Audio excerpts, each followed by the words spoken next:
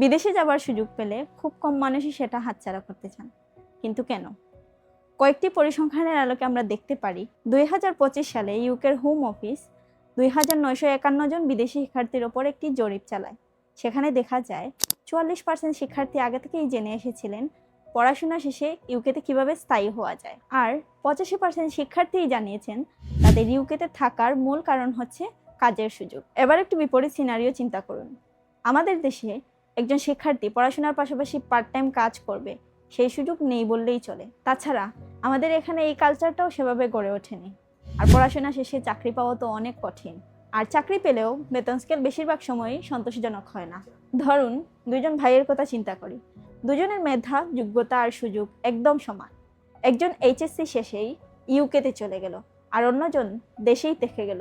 একবার ভেবে দেখুন তো, 10 বছর পর তাদের ক্যারিয়ারের পার্থক্যটা কোথায় গিয়ে দাঁড়াবে। এমন উদাহরণ কিন্তু আমাদের চোখের সামনেই আছে।